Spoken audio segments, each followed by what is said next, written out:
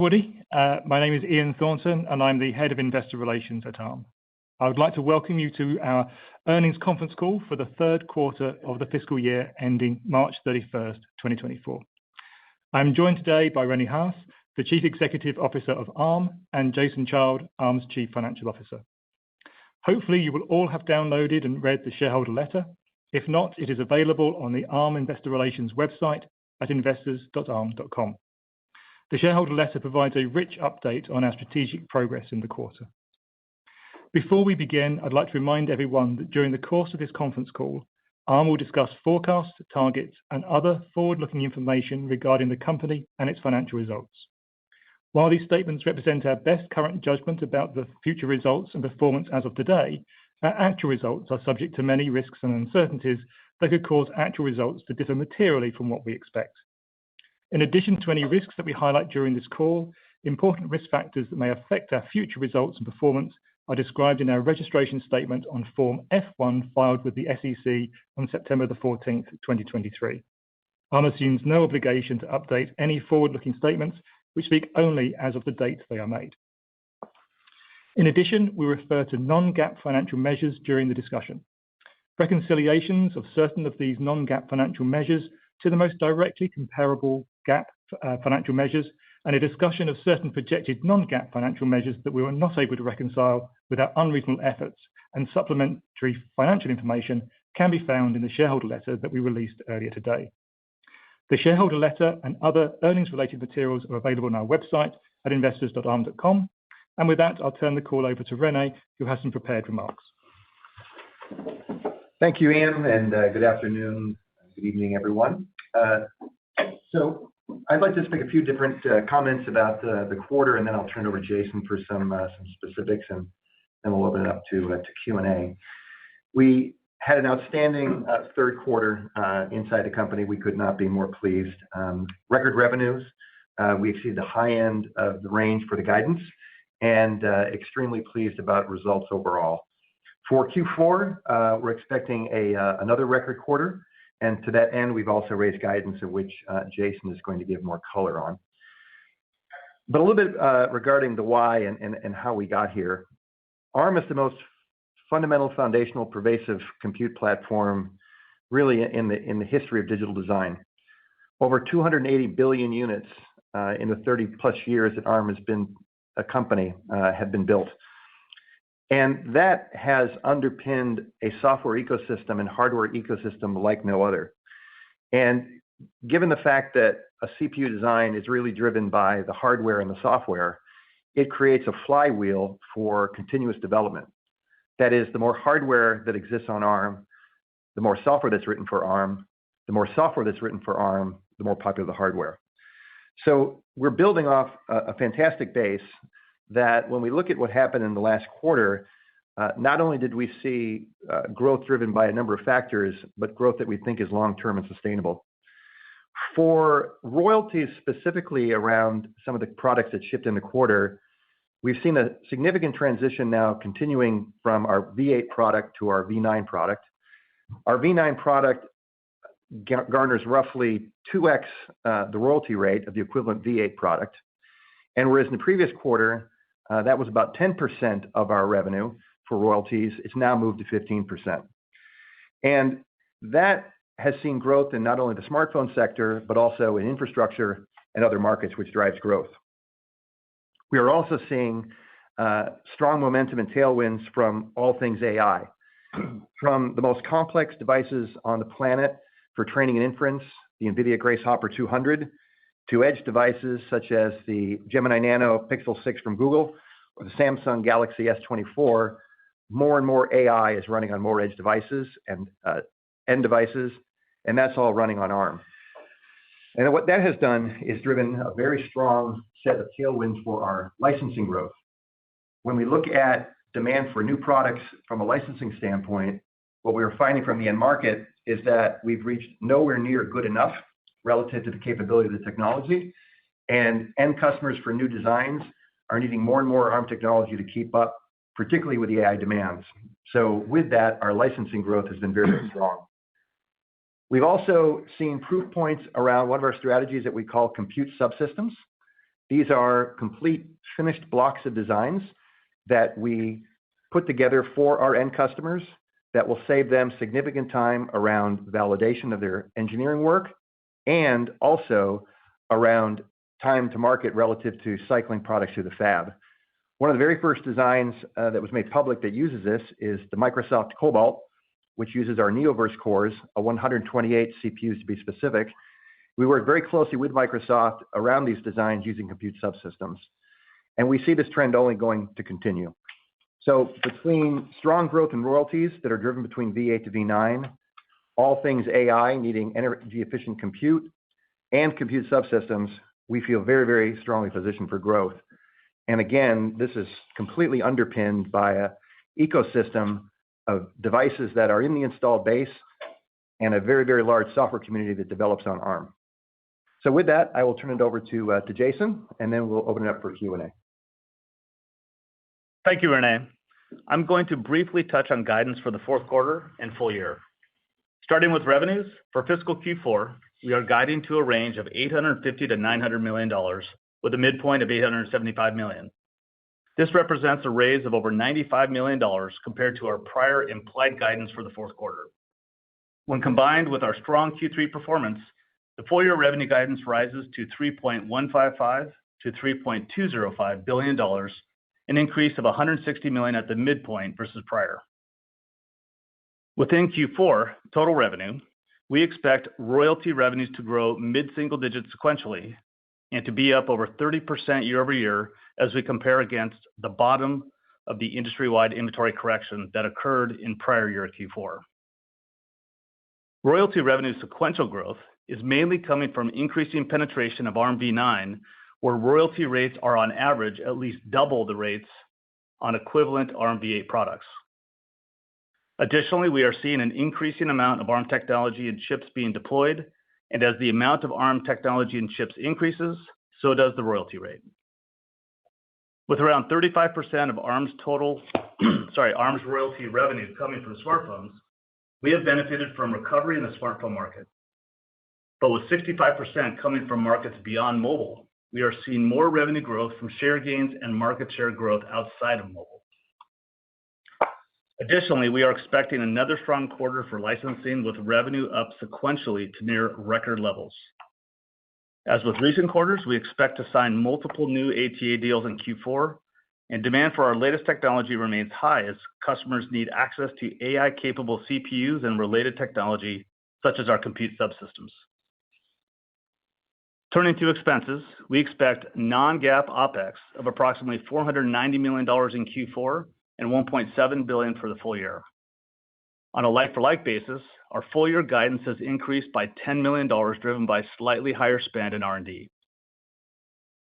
As detailed in the guidance section of our shareholder letter, to increase transparency and improve the comparability of our results, beginning in Q4, the presentation of our non-GAAP measures will be modified to exclude employer taxes related to equity classified awards. These taxes are dependent on our stock price at the time of vesting, and as a result, fluctuate independently of the operating performance of our business. The impact of this change has been factored into today's non-GAAP Q4 and full year guidance for operating expenses and fully diluted EPS. On an EPS basis, revenue strength will flow through to profit, driving Q4 non-GAAP fully diluted EPS up to between 28 and 32 cents, and full year non-GAAP fully diluted EPS to up between $1.20 and $1.24. In summary, we had an outstanding Q3 and expect our momentum to accelerate through Q4 and beyond. With that, I will now turn it back over to the operator to kick off the Q&A portion of the call. Thank you. As a reminder, to ask a question, you will need to press star 11 on your telephone. To remove yourself from the question queue, please press star 11 again. Please ask one question, then re-queue with any follow-up. Please stand by while we compile the Q&A roster.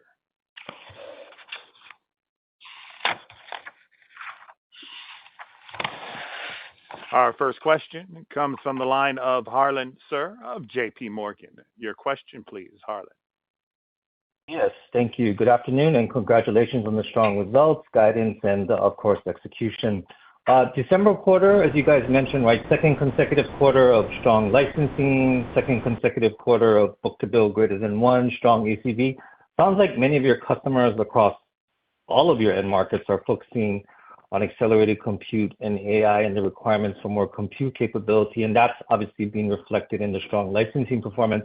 How much of the expansion on recent licensing deals has been more about adding your AI-specific IP, right, like your Ethos NPU, or taking advantage of some of your Helium and Neon vector extensions for AI workloads, or compute subsystems adoption versus just buying up the stack on more powerful cores?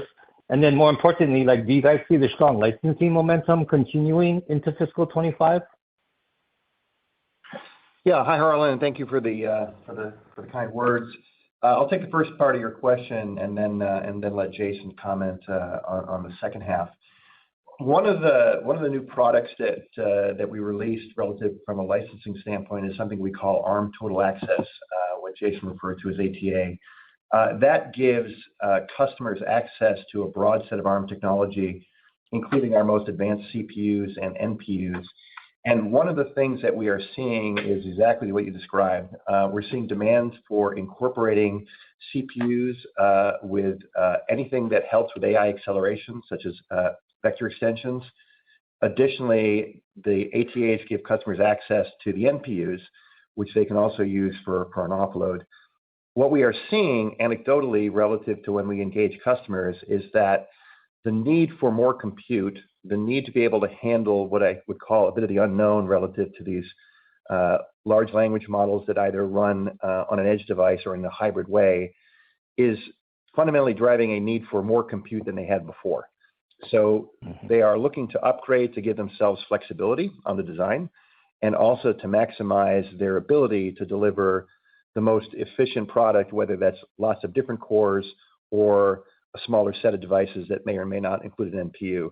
So in summary, yes, your question, I think, is accurate relative to the conclusion of AI demand is driving a need for a lot of different products. And I'll let Jason kind of comment to the longer-term trend that we see. Yeah, Harlan, I would say on the looking forward, so obviously I only gave guidance for Q4, but going beyond that, when you unpack licensing versus royalty, because of the fact that we're largely, almost entirely under contract for next year on royalties, we feel good about those trends. It's the license piece that's a little harder to forecast. If I look at last quarter and this in Q4 that's coming up, we've definitely had some upside from AI and selling additional licenses that were just not in our plan and not anticipated.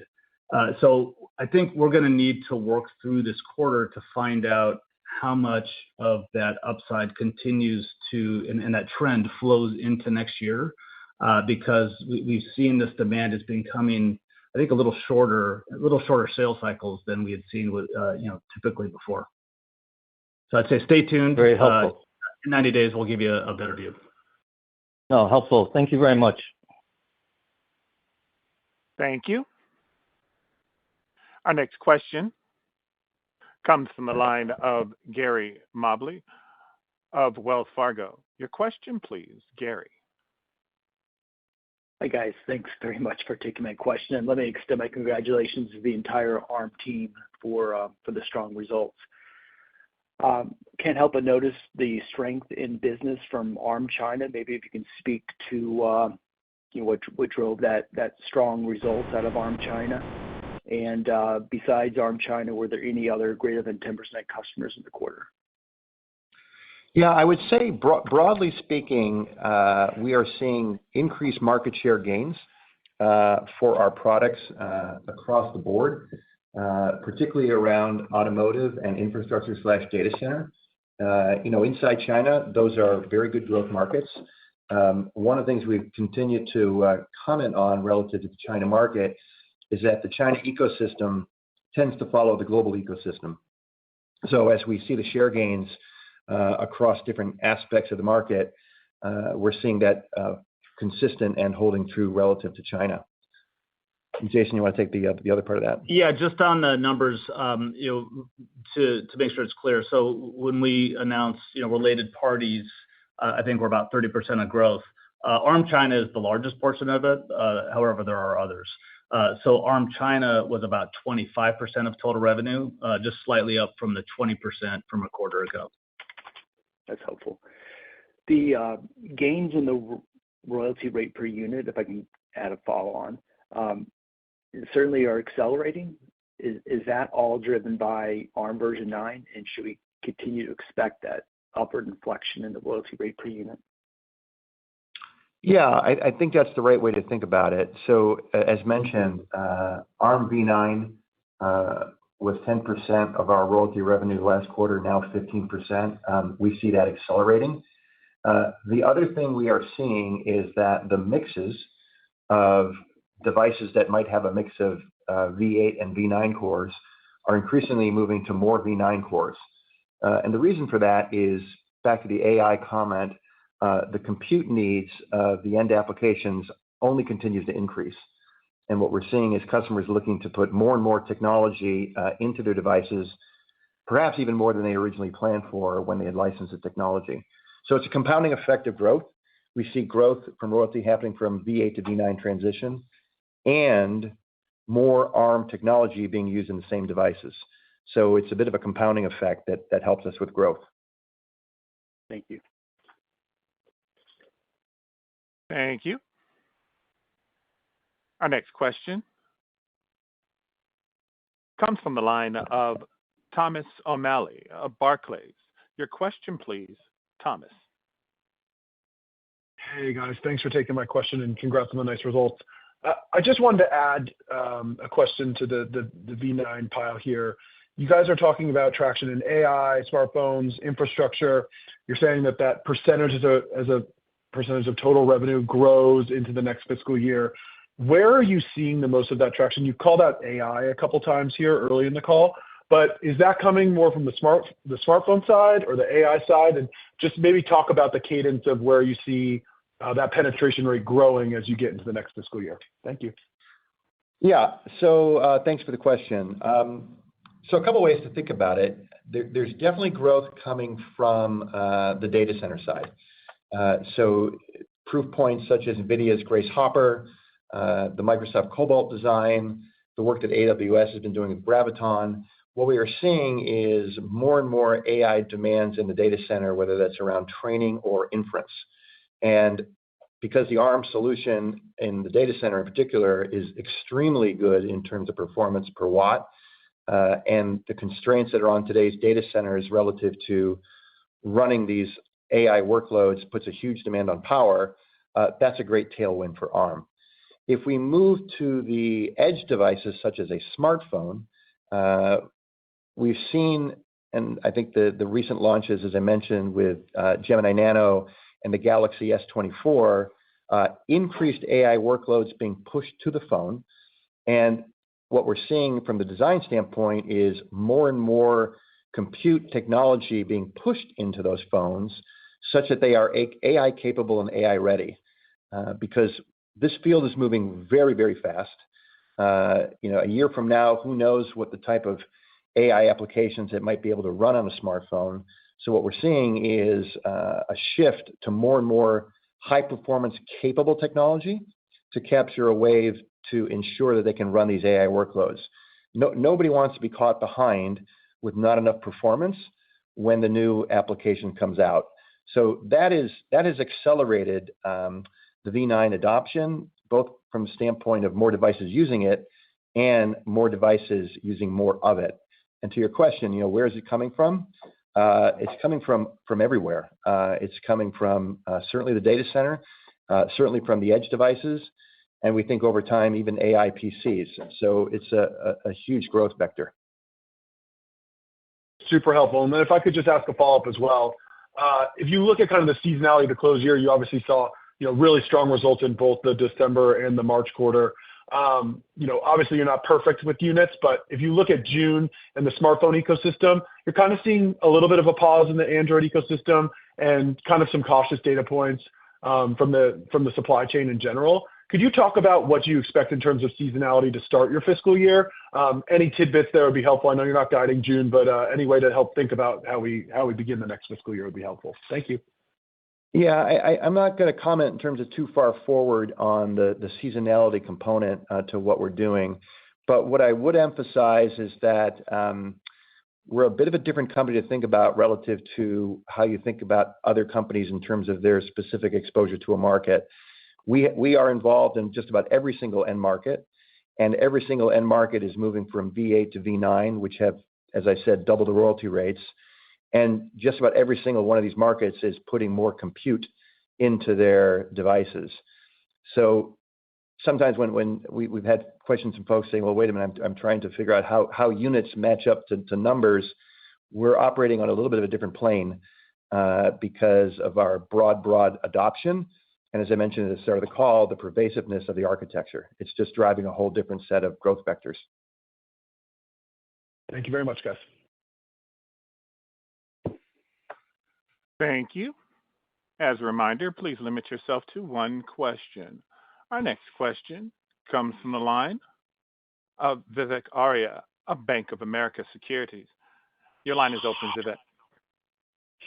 Thanks for taking my question. I just wanted to clarify, Rene, is this on the V9, is the 10 to 15% related to number of customers, number of chips, or revenue related to those chips? Because I think in the shareholder letter, it's qualified as V9 of 15% of royalty revenue rather than.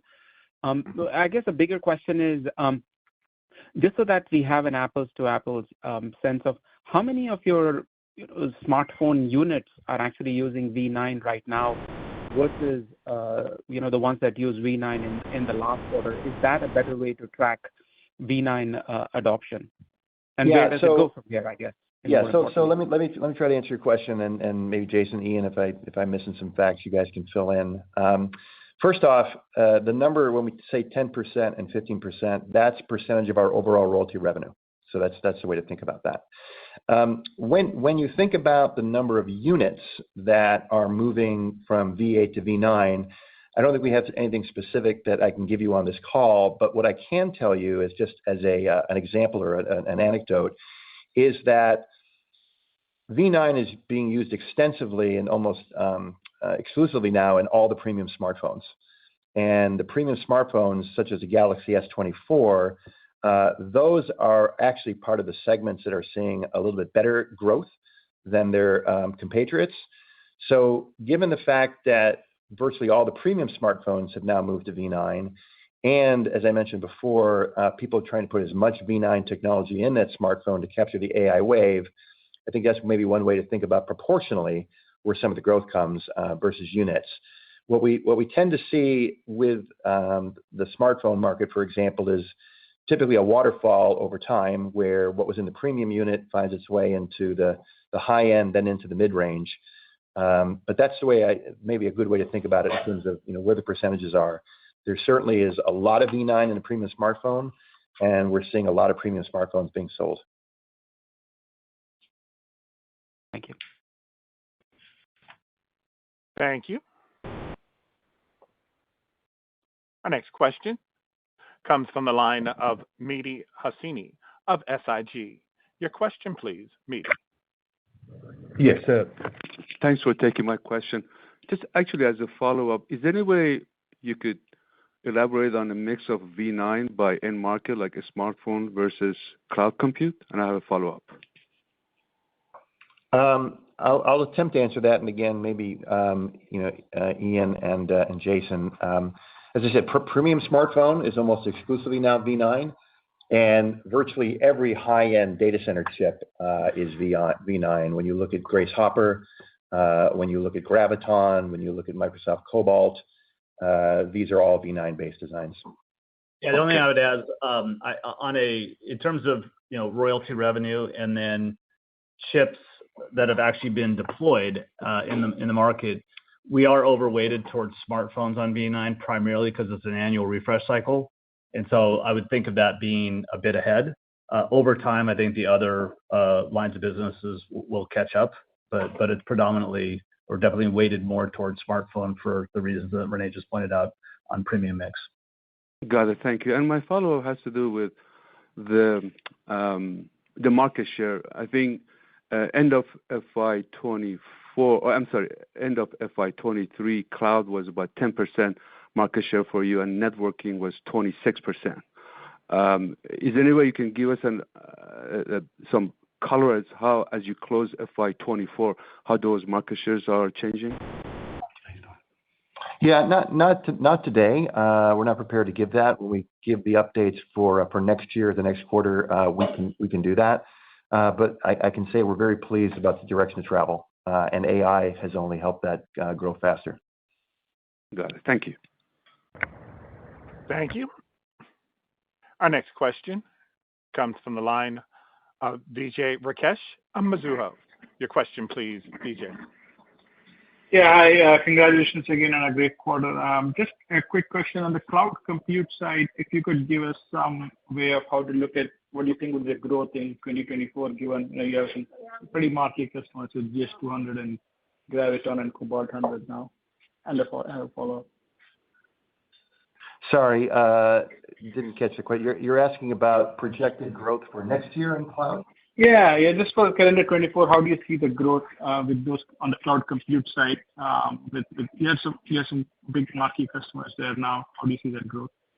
Yeah, as Rene just mentioned for the last question, we'll provide our market share update specifically on compute, which is for us almost all cloud in infrastructure, and we'll provide some views on where we expect that to go next year. So give us 90 days. Got it. And then on the mobile side, obviously, you mentioned good traction with V9. Just wondering what the penetration rate on V9 is now when you look at the premium phones, I guess all of it, but what the trajectory on that is through the year, I guess.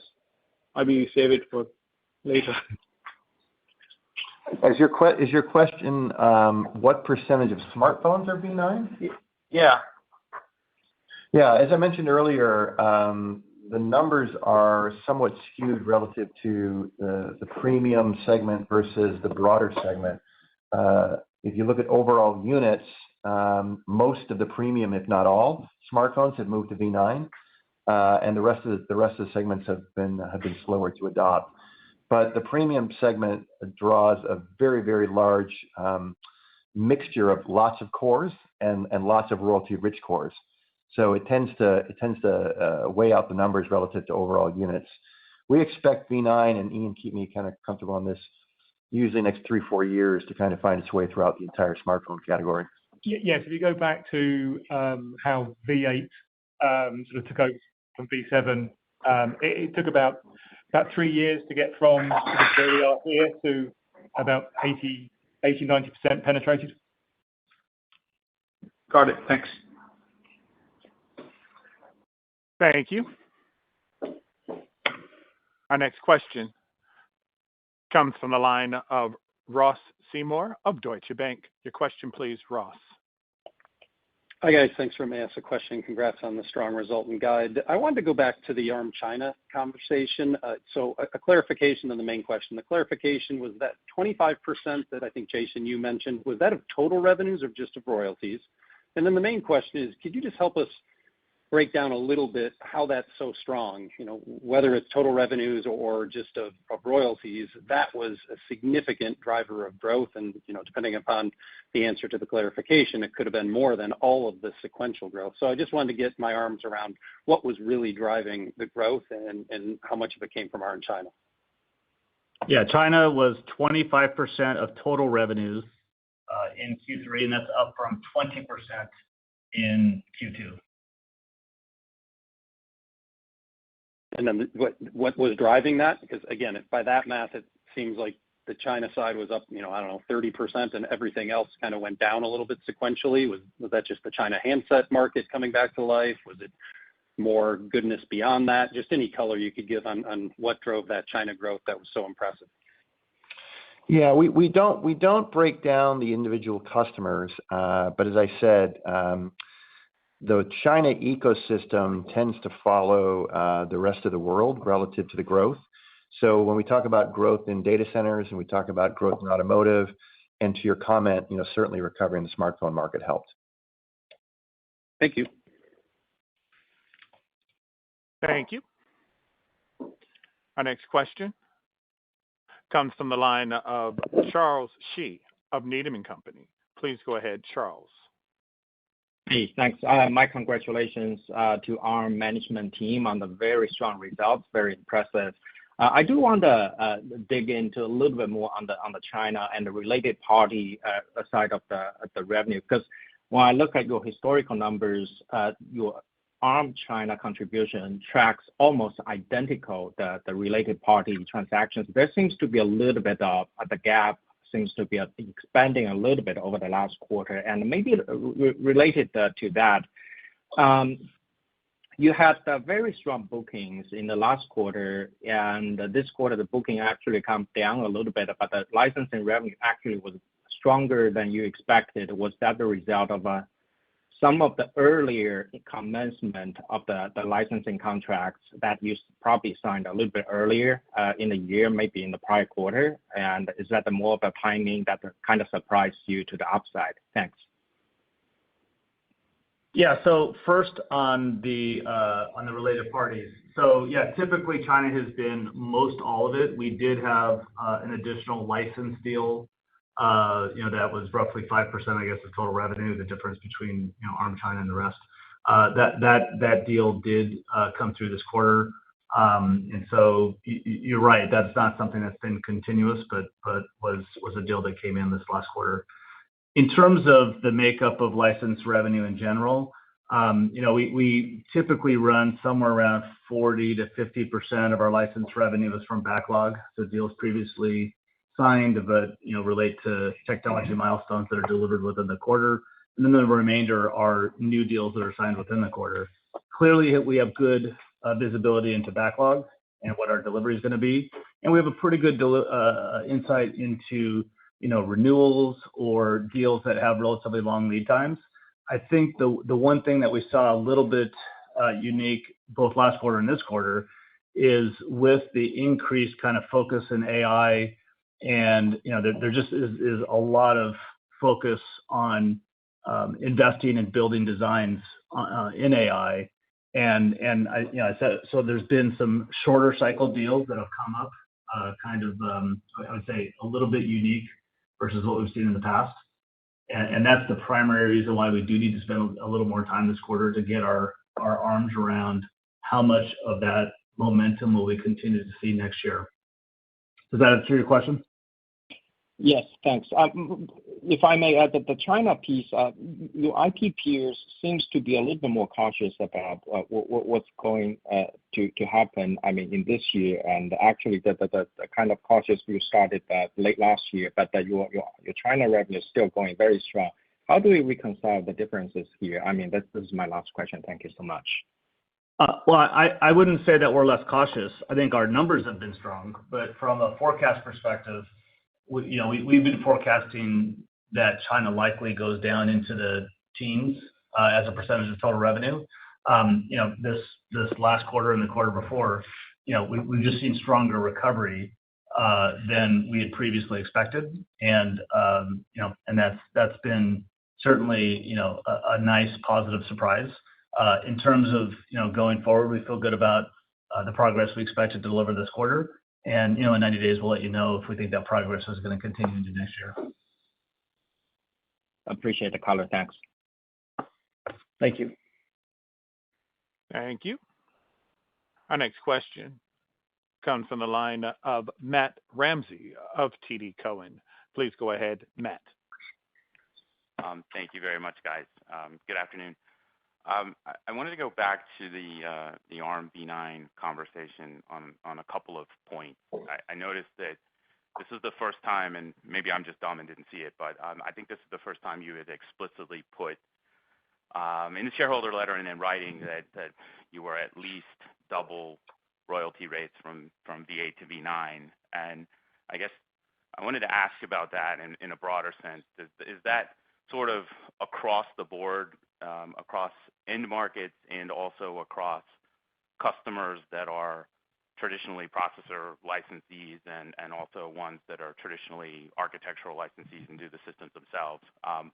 So I guess that's the first part of the question. Is that a blanket statement across the board? And the reason I ask it, if you go back to lots of conversations around the IPO timeframe, there were some aggressive ramps of royalty rates across your mobile business, and I think we were all trying to figure out whether the V8 penetration to V9 would drive those kind of expansion and results, or if you would need some significant contributions from sort of total system license and the like to get those results.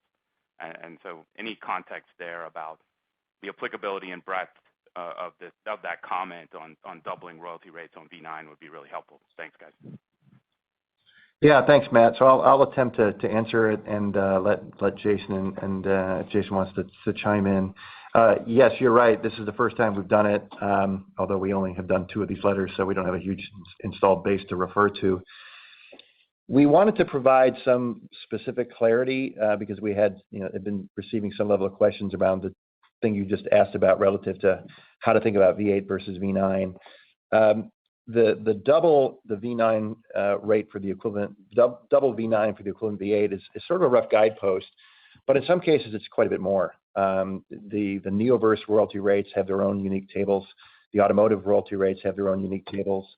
And some of the most high performance CPUs that we ship into the client section have very, very significant lifted rates over version 8. So double is a good rule of thumb for like, but in some cases it's even better than that. But we did want to sort of provide just some clarity because we thought when folks looked at the numbers in the absence of that context, there would just be a question of just help me work out how you got here. So Jason, I don't know if there's anything you want to add on to that. No, I think, to Renee's earlier point,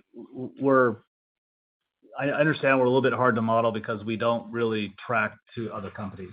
And because of, we're getting paid royalties on roughly 8 billion chips a quarter, and just the slightest bit of mix, either to, more premium handsets or to more V9 versus V8, that turns out to be a pretty sensitive variable.